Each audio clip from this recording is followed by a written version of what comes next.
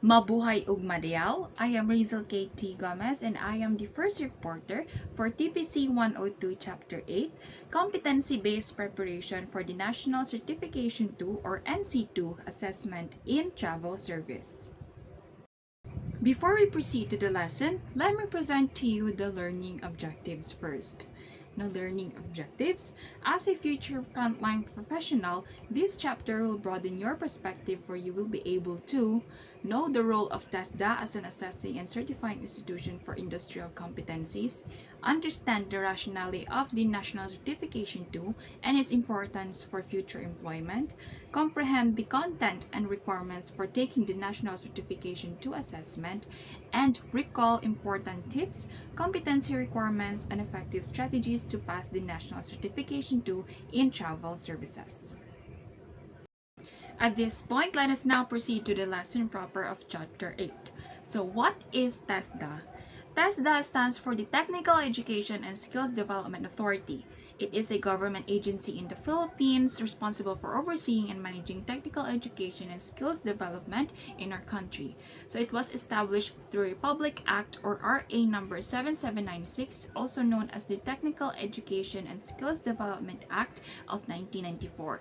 So this act merged and unified the responsibilities of three former bodies. So we have the NMYC or the National Manpower and Youth Council. So the NMYC was the main agency responsible for developing manpower policies and programs. So it is focused on planning, promoting, and coordinating training programs to improve the employability of the Filipino workforce, especially in the youth. Second, we have the Bureau of Technical Vocational Education or BTVE. So it is under the Department of Education, Culture, and Sports. And under the Department of Education, Culture, and Sports is DECS. So the BTVE managed technical and vocational education in schools. So it ensured the vocational courses met national standards and supported curriculum development in the tech-voc sector. And lastly, we have the Office of Apprenticeship from the Department of Labor and Employment or DOLE. So this office under DOLE oversaw apprenticeship programs and it helped connect trainees with employers and ensured that workplace-based training followed labor laws and skills standards. So with all of this, TESDA plays a key role in ensuring that Filipino workers are equipped with the technical skills and knowledge needed to be competitive both locally and globally. So it is a very important tool that we could use in our professional field. Now let's discuss TESDA's vision, mission, and value statement. For TESDA's vision, the transformational leader in the technical education and skill development of the Filipino workforce. So this means that TESDA aims to be a driving force in shaping a skilled and globally competitive workforce by transforming lives through education and training. On the other hand, TESDA's mission is to set direction in the field of technical education, establish relevant standards for skills, training, and certification, and implement programs that ensure high quality, inclusive, and accessible education and training. Now, through these efforts, TESDA promotes a system that ensures quality, assured, and inclusive technical education and skills development for all Filipinos. Mabuhay o madayaw, I am the second reporter. So, value statement. Value statement, we believe in demonstrated competence, institutional integrity, personal commitment, culture of innovativeness, and a deep sense of nationalism. So, value statement is a declaration of guiding principles and beliefs that reflect an organization's core ethics and standard. Quality policy. TESDA measure its value by how will it satisfy the people it serve or the customer we serve. So by using the principles in the acronym service is to ensure high quality and impactful programs.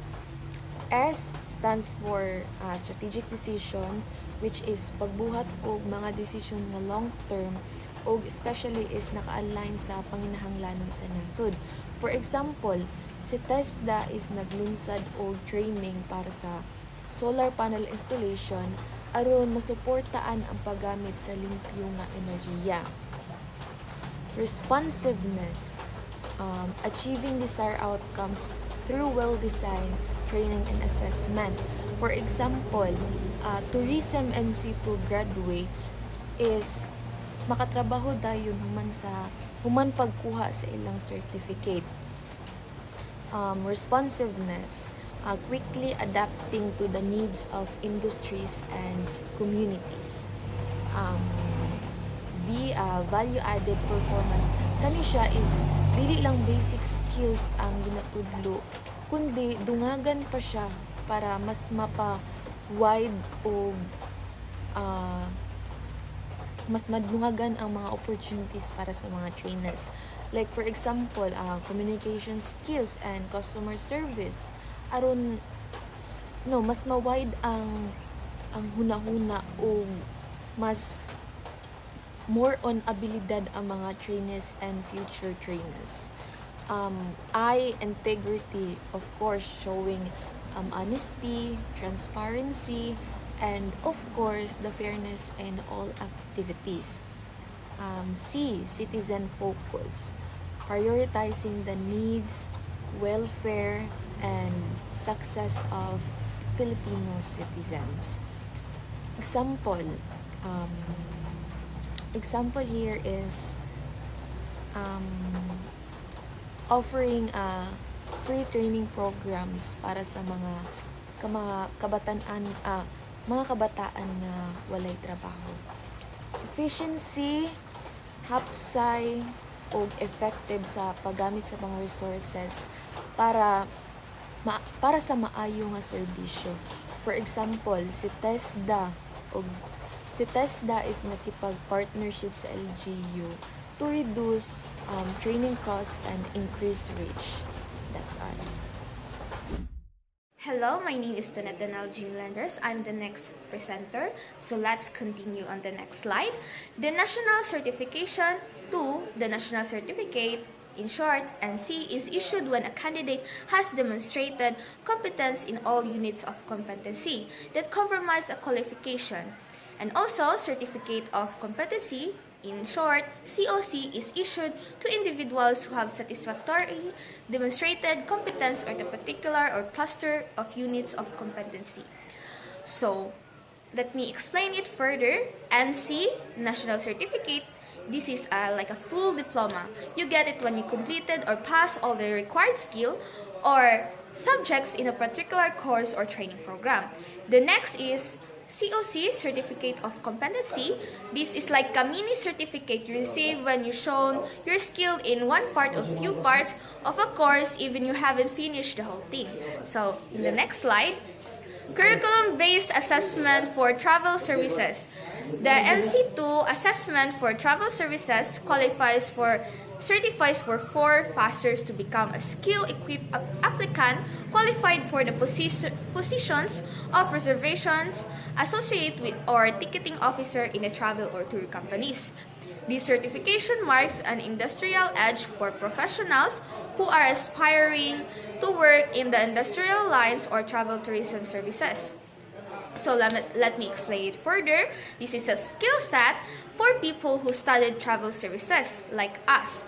If you pass, you get certified NC2, showing that you are qualified and ready for jobs like reservations or ticketing officer in a travel or tour companies.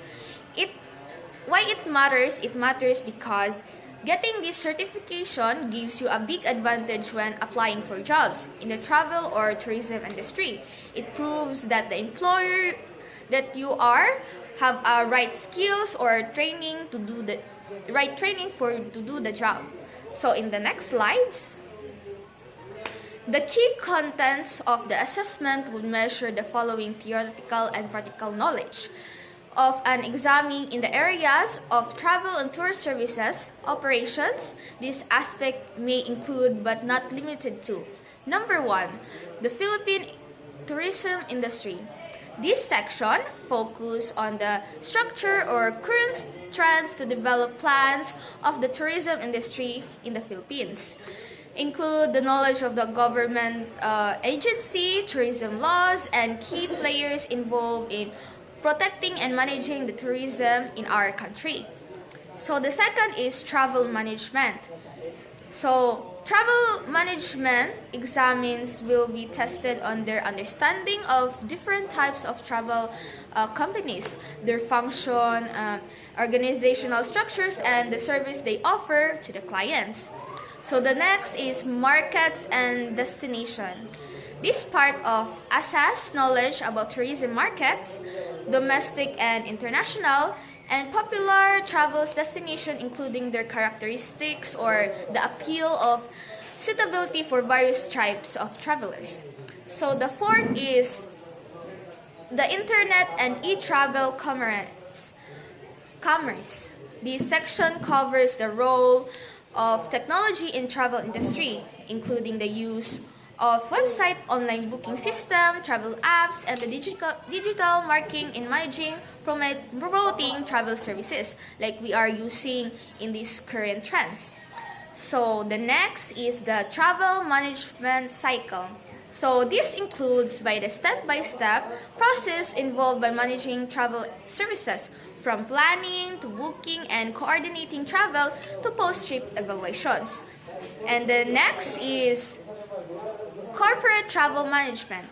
Examines will need to understand how travel is planned or managed for business clients, including budgeting, travel policies, and the role of travel managers in a corporate setting. So the next is the seventh is tour and travel products. This portion deals with the various components of travel package such as transportation, accommodation, guided tours, and special interest trips, as well how they are developed and priced. That's how we give to our clients or customer when we're into this industry. So the last is travel and tour accounting and billing documents. This covers financial side of travel operation, including preparation and interpretation of billing documents, invoices, receipts, and financial reports related to travel and tour services. That's how I end. So we will go to the next reporter. Thank you. So good day. I will be the one to discuss the steps and requirements for the registration of new applicants. So, kani siya nga steps is nindot na siya for traditional and ganang in-person nga pag-register, pero if gusto ra kag convenient, so nag-offer pod ang TESDA o kaning web-based platform called the TESDA online program. So the first step is to go to any TESDA accredited assessment centers or TESDA district or provincial office near your location and apply for assessment.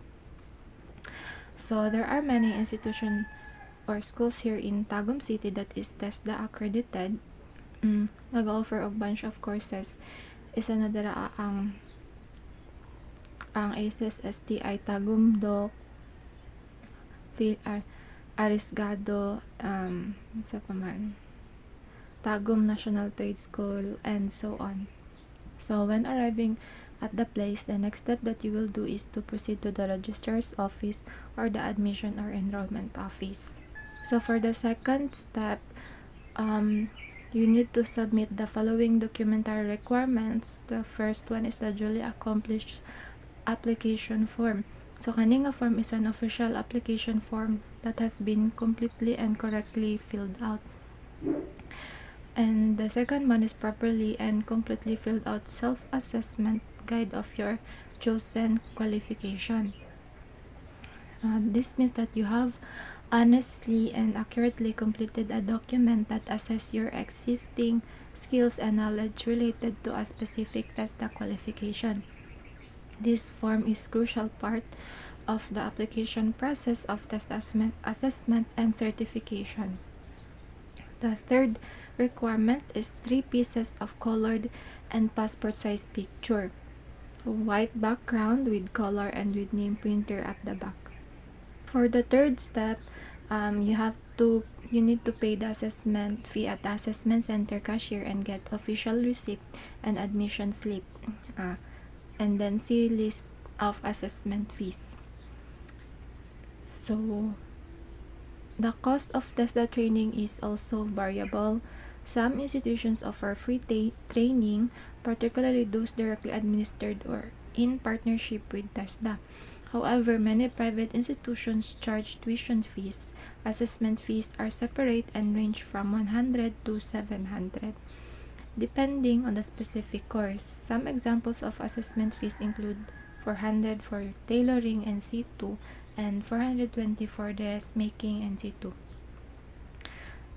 For some online courses, several months, 5 to 6 months for some healthcare course like caregiving NC2 and healthcare services NC2. Other courses such as automotive servicing NC2 may take longer.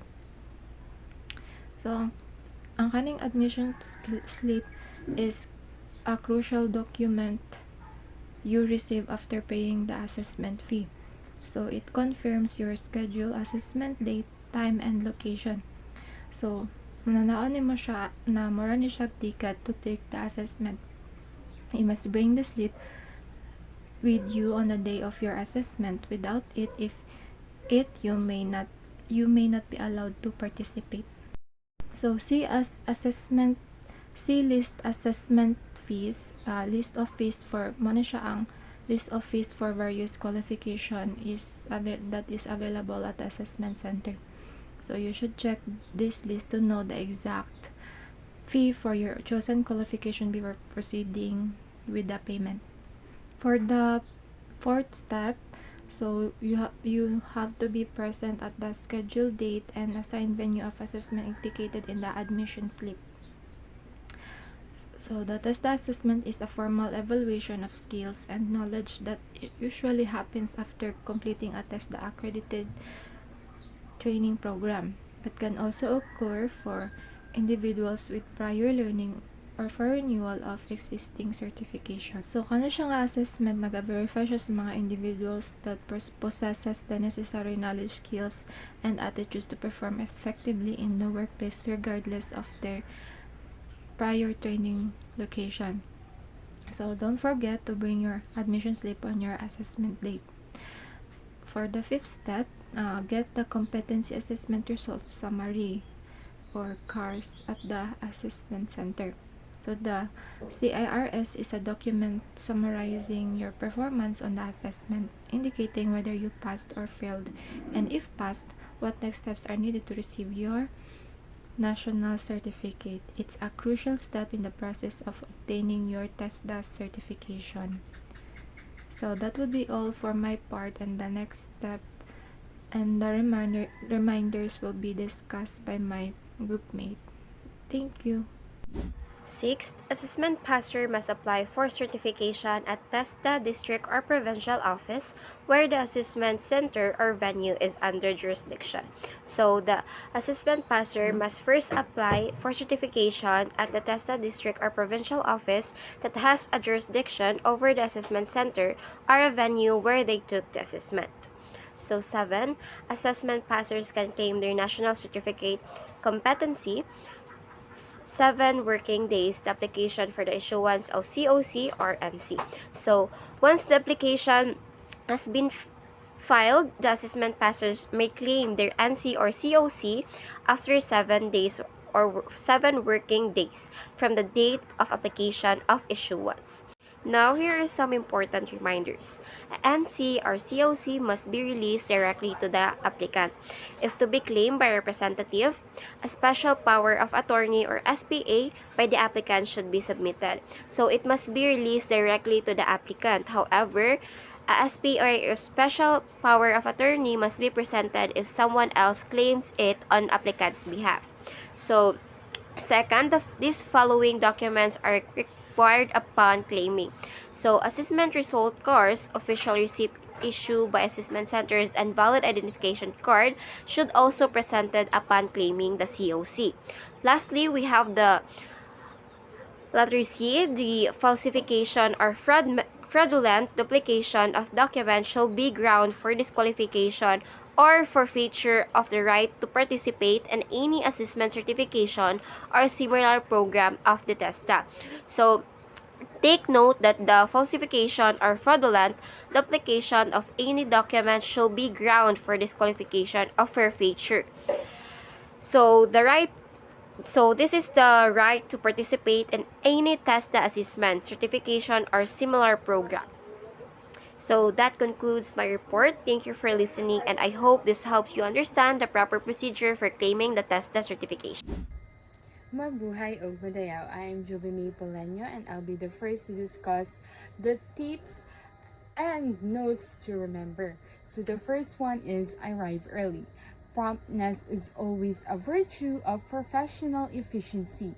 Arriving late can cause that may affect the state of your mental condition taking the assessment. So being on time shows professionalism and respect others' time, also help you to settle down and calm yourself and mentally prepare for the assessment. So arriving early, this is to avoid stress. Next is be ready. As they say, luck happens when opportunity and preparation meet. Assume that an assessor may require you to write or present something, thus bringing extra paraphernalia such as pen, pencil, eraser, and extra sheets of writing pad may be of great help once needed. So be ready. So preparation is the key to success. So there might be unexpected tasks like writing or presenting during the assessment. So it's wise to bring essential materials like paper, pencil, eraser. So having these items ready shows that you are prepared. Next is practice and review. Days prior to assessment, do some lessons scanning through, refresh the important lesson. You're already well equipped with knowledge studying the entire book. All you need to do now is to mentally bookmark these lessons to be reminded of the important concepts and procedures that may be of use during the assessment. So practice, review, and refresh is a key lesson before the assessment. And think of it as a bookmarking as important ideas so they are easier to recall when needed. Next is eat. Eat. An empty stomach can significantly affect someone's mental functioning. Having a full set breakfast meal. To condition eating chocolates or foods that are rich in sugar energize the body that may also boost one's mood, helping you to accomplish assessment tasks productively. So having a full meal, this is to stay focused. You can eat a bit of sugar like chocolate so that it can energize you and boost your mood. And next is the last, number 5 is bring the complete requirements. So do not forget to bring your admission slip on the day of the assessment. Some assessment centers may also require identification proofs if necessary, so bring your ID. So bring the complete requirements. Don't forget to bring your admission slip and valid ID. So then next will be discussed by Shanice Tampos. Thank you. Mabuhay ug madayaw. I am Shanice May Tampos, and I will be continuing the tips and need to remember. For number 6, as if necessary, there might be instructions while taking the written examinations that may be confusing or misleading. Do not hesitate to raise clarification for us for assistance from the assessor for you to be guided and enlightened. So, if you're unsure about any instructions, don't be afraid to ask, or it's better to clarify than make mistakes. So, assessors are there to guide you. 7. Be polite and courteous. Always retain politeness and courteousness when having a conversation with the assessors and the staff on the assessment center. So, true education manifests a good personal values. Thus, it important to act and behave professionally. So, respect and good manner shows your professionalism. So, how you treat others during the assessment, it is reflects your attitudes as a future industry professionals. 8. Focus. Taking an assessment like this requires a presence of mind. To feel a sort of tense is normal, but discerning to overcome it by preparing and conditioning both your physical and mental attributes. You studied it, thus you can do it. So, stay calm and alert. Being nervous is normal, but preparation helps you to stay mentally sharp and confident throughout the assessment. Number 9, draft and outline. Some assessment parts may require compositions, essays, and applications of models. Once you have carefully read the instruction, create a draft by doing an outline of your idea before you start writing the content. So, you need to organize your ideas before writing. A quick outline helps make you to answers and clear and complete, especially for essay and model-based tasks. 10, or the last number, presentation matters. There are parts of the assessment that may be required presentation of the output. So always take note that in all output-based evaluation, your delivery counts the most. Have your presentation clear, well modulated, and with conviction to show confidence and credibility. So your output should be delivered clearly and confidently. Speak or write with a structure, clarity, and conviction to leave a strong impressions. Okay, as for the conclusion, as the future frontliner professionals in the travel and tourism industry, preparing for the TASDA National Certification 2 Assessment in Travel Services is a crucial step toward achieving your career goals. This chapter has provided you with a deeper understanding of TASDA's role as a certifying institution, that value of the NC2 credential for employability, and the essential knowledge and competencies required for assessment. By internalizing the practical tips and surely reviewing the competencies, you can approach the assessment with a confidence and clarity. Remember, certification is not only a testament to your skills, but also a gateway to greater opportunities in the dynamic world of travel services. With diligence, professionalism, and preparation, you are well on your way to become a certified and competent service professional. Once again, I am Shanice, and this is the end of our report. Salamat!